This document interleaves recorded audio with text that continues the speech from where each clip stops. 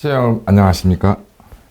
예, 이몽수의 정상회담 1부 시작하겠습니다. 대표님께서 병원에서 좀 많이 고생하셨는데 복귀하시고 이제 두 번째 주로 접어드시니까 정상적인 컨디션을 좀 많이 회복하신 거서 천만다행이라고 생각하고, 또 병원에서 다른 곳은 장난을 쳤는지 모르겠지만 대표님 머리는 건드리지 않은 것 같습니다. 천만다행이고, 뭐 다 느끼시겠지만 정말 최근에 벌어진 우크라이나 사태와 관련해서 대표님의 또 분석이나 이런 것들이 기대기 언론들과는 완전 수준을 달리하는 그런 내용으로서도 아주 유심히 잘 보고 있고, 아마 시청자 여러분께서도 그렇게 생각하시는 것 같습니다. 하여튼 이번 3월 9일 이제 선거가 얼마 남지 않았는데, 3월 9일 선거 결과가 어떻게 되든지 제가 예상할 수도 없지만 어떤 결과가 나오든지 간에 하여튼 대표님의 활동 공간이 조금 더 폭이 좀 넓어지기를 간절히 좀 바라고 있습니다. 오늘은 좀 최근에 제가 좀 방송을 보면서 좀 황당한 내용이 좀 있어서 그거와 관련해서 대장동 사태를 한번 다시 한번 좀 정리하는 좀 시간이 좀 필요하지 않을까 생각해서 말씀을 좀 드리겠습니다. 저도 이제 우연히 이제 TV조선에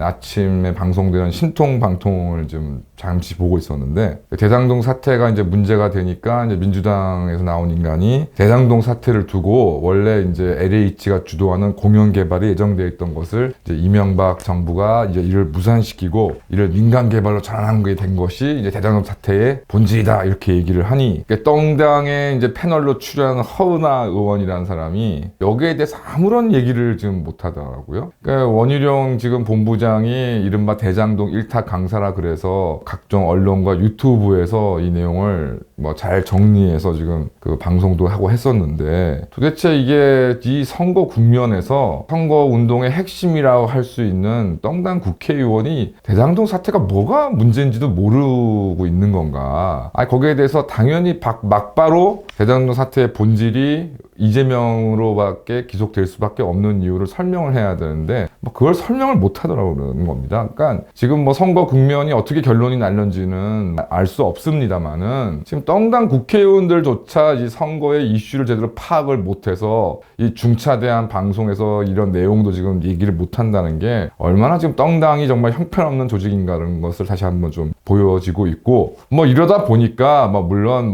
거수기당 골수 지지자 이재명 빠들이 대부분이겠습니다만은, 최근 여론조사에 있어서 대장동 사태의 책임이 윤석열에게 있다라는 그 여론이 27%에 지금 달하는 황당한 지금 결과까지 나오는 게 아닌가 생각이 좀 듭니다. 그러니까 다시 한번 대장동 사태의 본질을 좀 제가 보는 건 뭐냐면, 정말 가장 악랄한 방식의 개발이다. 당연히 공영 개발 를 이제 LH 등이 주도하는 공영 개발 같은 경우는 당연히 여러 가지 제한이 있다 보니까 이제 개발 이익 자체는 그래도 나름 최소 정도로 이제 산정을 해서, 그러니까 물론 그렇게 하더라도 분양가라든가 이런 것들이 사실 서민이 부담할 수 있는 수준은 아니지만, 어쨌든 이런 이제 각종 법적 규제를 통해서 개발 이익 자체를 목적으로 하는 것은 아니기 때문에 어쨌든 그런 것이 좀 비교적 적은 대신에 공공기관이다 보니까 결국 이제 이런 개발 사업에 있어서 이제 특히 토지나 이제 관련된 부동산들을 확보하는 것이 굉장히 좀 가장 중요한 이 업무일 텐데, 이런 것들은 이제 법에서 준용하고 있는 이제 강력한 수용으로 사실상 이게 강제 매매인 거죠. 강제 매수라고 할 수 있는 건데, 이런 것들을 이제 진행을 해서 당연히 보상 가격도 낮추고 대신에 이제 분양가도 낮추는 이제 이런 것들을 그나마 이제 하고 있는 것이고, 여기에 이제 반대되는 것이 이제 민간 개발입니다. 그래서 당연히 민간에서 개발하는 것이기 때문에 원리적으로는 이제 개발 이익이 이제 무한대가 될 수가 있지만은,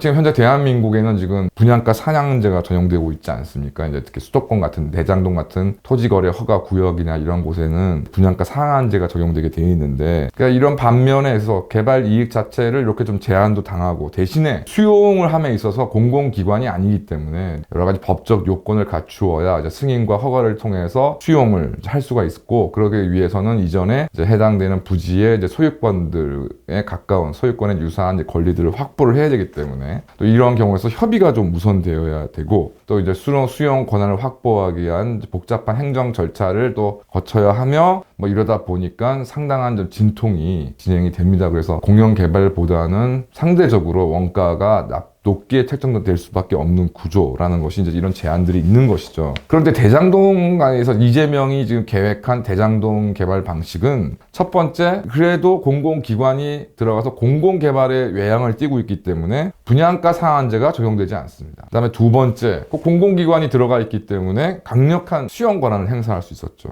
그러니까 실제로 염가로 보상을 한 게 아니냐는 의혹과 불만들이 많은 거 아니겠습니까? 결국 이제 이 두 가지 개발 관점에서 보면 공영 개발은 강력한 수용 권한이 장점이고, 민간 개발 같은 경우는 이제 그나마 분양가 상한제를 제외한 나머지가 자율에 맡겨진 부분인데, 대장동은 그 분양가 상한제마저도 적용되지 않는 그런 개발 방식이어서 결과적으로 천문학적인 개발 이익이 여기서 이제 비롯된 것입니다. 그래서 최초 이재명이 대장동 개발 방식이 본인이 계획한 것이라는 그 언급 속에 대장동 이 사태의 책임이 이재명, 그것이 뭐 돈을 나누고 그런 것이 문제가 아니라 대장동 개발 방식이 이처럼 막대한 개발 이익이 나올 수밖에 없는 구조를 만들었기 때문에 그 구조를 계획했다, 자기가 추진했다고 하는 이재명이 이 사태의 책임을 대부분 당연히 질 수밖에 없는 것이죠. 그러니까 이러한 이유로 김만배 등이 실상 수십억의 돈도 들이지 않고 4천억 이상의 이익을 향후했던 것이고, 또 여기다 성남개발공사 내부에서 초과이익 환수를 위한 조항을 넣자고 위아래에서 의견이 나왔음에도 불구하고 이것이 무시되고, 결국 대장동 일당들, 김만배 일당들이 천문학적인 이익을 가져가게 된 것, 이 구조 자체가 이재명이 추진한 것이기 때문에 대장동 사태에서 발생한 모든 문제는 사실상 이재명이 1차적, 2차적 책임을 져야 된다는 것이 평가인데, 허은하 의원은 이거를 잘 모르는 것 같더라고요. 거기다가 어찌 보면 곽상도 같이 이제 좀 멍청하게 50억을 받겠다 하는 사람들이 나와서 지금 구속까지 되어 있습니다만은, 박영수 특검 같은 경우는 이제 아파트를 분양받아서 이익을 받았습니다. 특혜 분양이냐 아니냐 이제 문제가 될 수 있지만, 이 모든 것이 또 민간이 시행하고 분양하였기 때문에 이게 공공 분양보다는 여러 가지 허점들이 많을 수밖에 없고, 과연 이제 구체적으로 이 특혜 분양, 불법 분양이라는 것이 구체적인 어떤 관련자들의 진술에 의하지 않으면 이것이 문제가 될 소지가 많지 않다. 이것도 또한 이재명이 계획한 구조 속에서 이런 문제가 파생된 것이고, 결과적으로 혼합 개발 방식이라는 희한한 괴물과 같은 개발 방식을 사용을 해서 막대한 개발 이익이 발생하게 하고, 그 개발 이익들이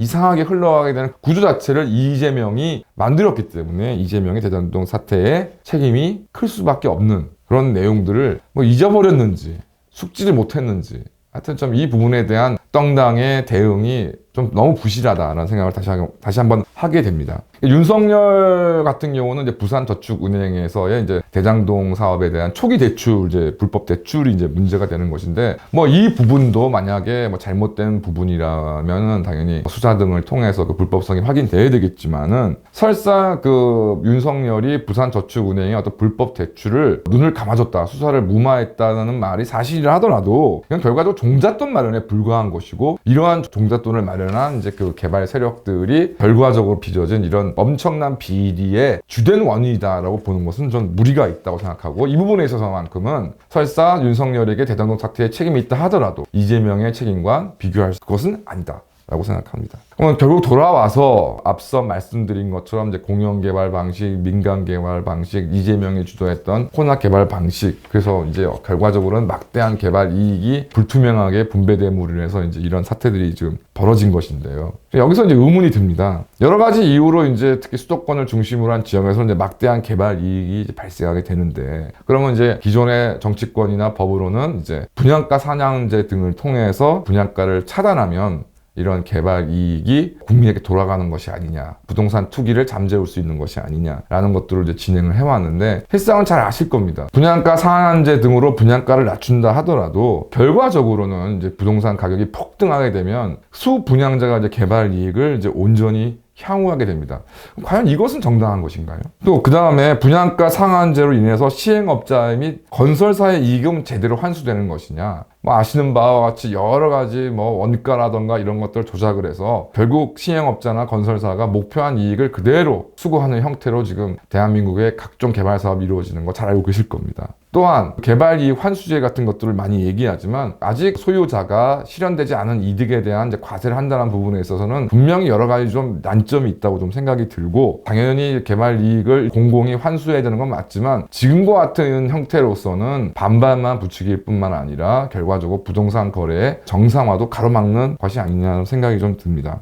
어쨌든 그러니까 뭐 분양가 상한제든 개발이익 환수제든 현재 각종 주택 건설 사업은 공공사업이라는 명목으로 이제 각종 법규와 규제를 받고 있는데 결국 그 이익은 극히 일부에게만 돌아가는 구조이고 이를 또 세금으로 환수한다. 세수로 확보해서 국가나 지자체가 이런 것들을 잘 활용하느냐. 대한민국의 어떤 국가 수준이 전 세계적으로 국가가 하는 이런 세금으로 인한 어떤 사업들이라는 것이 얼마나 비효율적인지는 뭐 굳이 강조하지 않아도 잘 아실 거라고 생각합니다. 그래서 첫 번째 당연히 혁명 21일과 황장수 대표의 입장이 그러합니다만은 저도 개발 이익 발생 자체를 원천적으로 제한해야 된다. 그러면 어떤 방식이 이것이 가능하냐? 기존의 뭐 민간 개발, 공영 개발 아무리 어떤 다른 방식으로라도 기존의 정책으로는 불가하다. 개발 이익의 진정한 공공 이익으로의 환수 문제는 기존의 개발 방식으로는 불가하다. 결국 국가가 나서서 주택 개발 등에 대해서 확고한 철학을 가지고서 진정 이것이 공공의 이익으로 회수될 수 있는 집 없는 사람들한테 집을 마련해주는 그런 정책으로 가야 될 것이고 그런 것들을 위해서라면 또 주택에 대한 소유권에 대한 강력한 제한도 필요하다. 그럼 결과적으로 주거로서의 주택을 진정한 주거로서 주택을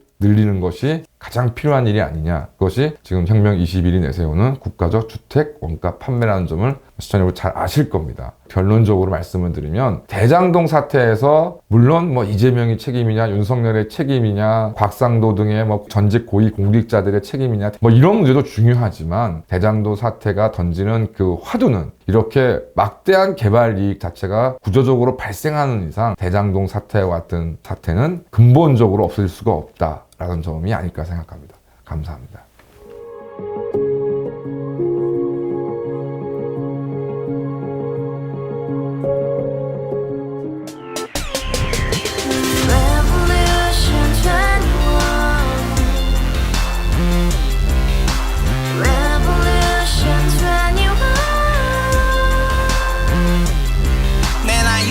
월세 30 코인빚만 300 서울에 온 지 벌써 10년 아둥바둥 버텼지만 여전히 난 반지 하에 제왕 곰팡이 연문제약 내비랑 깡통망통 완전히 폭망 고시원 창문만큼 작아진 내 꿈 연애 결혼 내 집 모든 게 헛꿈 1년 전 떠난 여친 울며 말했지 같이 써봤자 평생 가본 게 꼭꼭꼭라지 가바후스 700 나도 소유주 가바후스 700 나의 소주 택시기사 우라부지 마트 캐셔 울어문이 우리 집안 다 털어봤자 후줄 그래 개선민 내 미래 거기서 팍 끝난 거지 팍 더 이상 노력 따윈 괴물이 스펙 찾았어 말리 비오는 날 알바 잘려 맨날 학원 날 개쳐 발려 밤비 내리는 양화대교 홀로 걷고 있을 때 현수막에 아로 새겨진 평당 700짜리 아파트 다같이 소리 질러 혁명 21 가바후스 700 나도 소유주 가바후스 700 나의 소주 Together in the house, brand new day, and your dream had just begun. Yeah.